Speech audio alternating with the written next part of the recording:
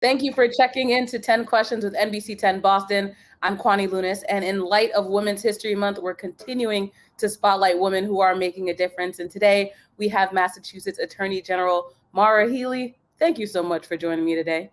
Hey, it's great to be with you. Absolutely. And this is an important day, important month. So just happy to be part of this.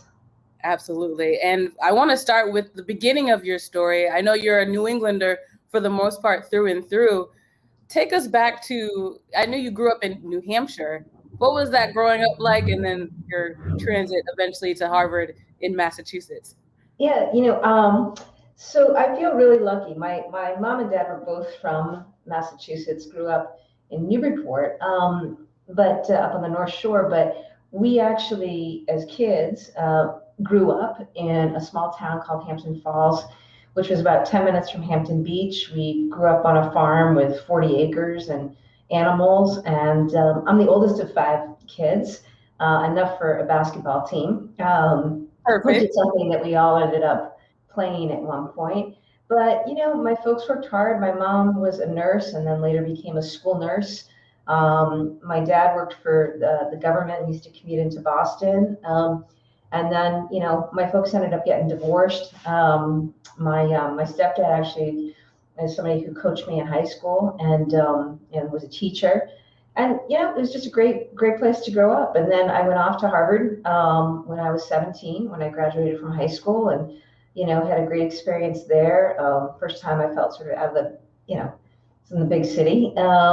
Played basketball and went from there. But I feel really lucky about how I grew up, for sure. And I love the shrug of I played basketball. You were the captain of your basketball team at Harvard. I was trying to do some digging to get into the stats because I know that you did play pro overseas. And, it just goes to show the women's sports, we still have a lot of work to do because I couldn't find any stats, but clearly you were good enough to play pro. So, Yeah. I mean, yeah, things have changed a lot, right? I mean, I had the assist record that has since been broken many times. The quality of play, right, has just gotten so much more advanced. But I was lucky I had that. I was lucky I had that experience for sure. So how does one decide from being a pro baller to going back to law school at Northeastern and getting your Juris Doctorate and then obviously deciding to work in the field of law? Yeah, I mean, I think from the time I was probably a little kid, I wanted to be a lawyer. I thought about that. I had a chance as part of an enrichment program in 4th grade to spend a day with a lawyer, and I hung out with her and learned about what she did. And then, I thought about what lawyers do and how they get to be advocates. And so, I went to college. My plan was not to go to law school right away. I wanted to go do some things. That's why I took advantage of the opportunity to go play pro ball in Europe for a couple of years, which I did, and got to travel and have a different perspective. And then I returned to law school and to Northeastern in particular, so that I could, do what I needed to do to be a lawyer. And it's great. I'm glad I chose this. I'm glad I chose this field. You really do get to use the law to try to help people. How would you say playing overseas may eventually have affected the way that you were, able to, well, are able to have this law career? I feel like a lot of times when you leave, it definitely broadens your worldview overall. Oh, totally, right? I mean, for me, there are a couple things. From the time an early age, I was always a waitress. Probably all through high school, college, and law school. And that experience, like interacting with a range of people, I think was really helpful to sort of understanding the world a little bit more. And then the other experience of playing basketball, whether it was traveling down south to play national tournaments or out to Colorado Springs, or to go live in Europe and meet women and people from other cultures and countries, it really gave me a perspective. And I think about that experience and how important it is to have a perspective too as a lawyer, to see a bigger picture, especially as a public lawyer, now as Attorney General, I think it's really important that me and my teams have a perspective and understand that people are coming from different places with different experiences. That's really important. And then, finally, I guess I'd say that, playing sports gives you like a lot of discipline. It gives you a lot of focus, right? You learn about teamwork. So whether it's me running an office now, or when I was running for election, you learn the things that you learn playing sports. I have found to be super useful in my life and in my professional career. Yeah, running point, running an office, the same thing. I love that analogy. I had to play point. I'm too short. I'm only 5'4", so there you go. I'm part of the short committee. I understand that one. Yeah.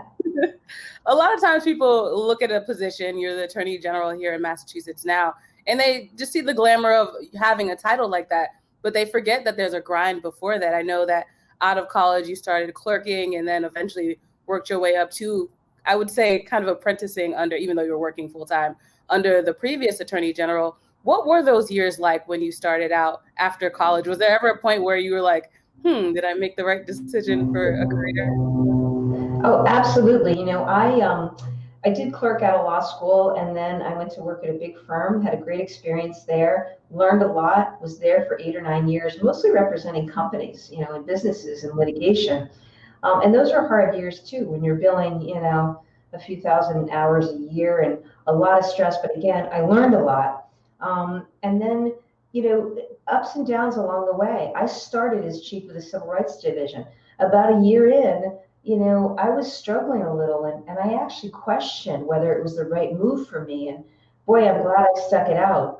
We then, filed some big cases, including the challenge to the Defense of Marriage Act, DOMA, which was really important for marriage equality. And, in time, I just saw the power of that office in action.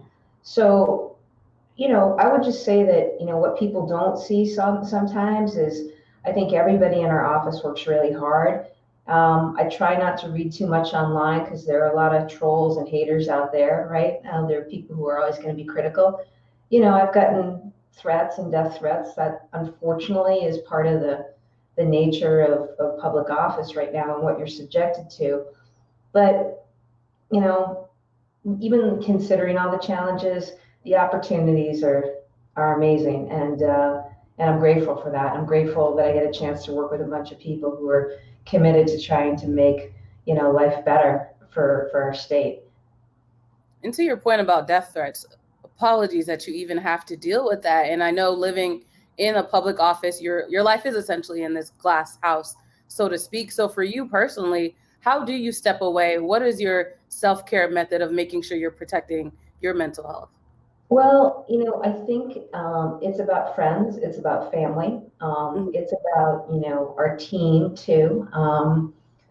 You have to, I think, in a job like the one I have, develop the ability to just block certain things out. There's always going to be noise, there's always going to be criticism. I think you've got to sort of separate some of the noise from, what may be legitimate critique that you want to like, okay, maybe I need to do it differently, from just the really ugly tenor of the times that we've been through. But for me, it's kind of going back to basics. I may get out to the woods and take a walk, or go spend time with my nieces or nephew. I literally during COVID, I've been driving around. When I'm driving around, I always have a basketball in my car, so I'll randomly get out and just de-stress by shooting hoops at a playground. And there's always a group of like 12 to 15-year-old boys who are looking at me across the other end of the court like I'm crazy. But this is what you've got to do. Self-care is important for sure, especially in these times. And we've got to look to change it. One of the things, Kwani, that I'm really focused on is addressing, the extremism, the white supremacy, the misdisinformation that's online right now. It's really bad. It's threatening to public safety, but it's also really corrosive to our democracy. So that's something I'm looking at focusing on as Attorney General. And it's definitely a big task to try to undermine all of this misinformation. But how does one maybe get through the baby steps of trying to make that kind of change? Well, I think you got to start local, right? And, that's why I always support local news and reporting. I think people, know what's happening in their community, and so they can hopefully trust, and see like, oh yeah, local reporting, this is what's happening. I get it. I mean, we're going to have to work with the platforms though to really change some of what they allow online to happen. And, I can tell you, having done a lot of work to litigate, to try to protect, along with other AGs and secretaries of state, the election, both the election and then the results. It's bad. We got a lot of work to do out there, but it's something we definitely have got to take on. And the other way to deal with some of this stuff too is just by showing up. Talking to people, directly. These days it's mostly, virtual, but, just trying to be honest with the public about what you're doing as a politician, why you're doing it. I think these are ways to hopefully help break through some of this. But we definitely need people to trust in government. And, unfortunately, it's just not where it needs to be yet. Right. Yet, keyword. And this last year has been, I'm sure your docket has been full with a lot of things that you've had to work towards and work for. But one of the things in particular last year, I love this quote. I wrote it down last year. You said, yes, America is burning, but that's how forests grow. And this was in response to the systemic racism that we've seen kind of escalating. It's been here, but escalating in this country. That's something you've seemed to be very passionate about. Where did you become an ally other than kind of having to with your role? And how has the past year been for you with that kind of advocacy? I started when I left private practice in the Attorney General's office as chief of the Civil Rights Division. We brought the first case in the country against a mortgage lender who made really bad subprime loans that really hurt Black and Latinx borrowers. And, racial equity has always been a key priority for me. In this moment, though, I'd say, Kwani, we've had these twin pandemics, right? We've had COVID-19, which has disproportionately diseased and harmed Black and Latinx communities. And then we have this moment of racial reckoning. It started well before George Floyd's killing, but certainly things really sort of started to come to a head in a lot of conversations nationally and protests. And I've just felt like in this moment, we have got to deal with and address systemic racism, 400 years in the making, and we've got an opportunity to do it. So out of my office, we apply an equity lens to everything that we do, whether it's in protecting against pollution in communities that have been disproportionately harmed, mostly communities of color and low-income communities. I put out a report earlier this year on healthcare disparities, racial disparities in healthcare, and what we need to do to address that.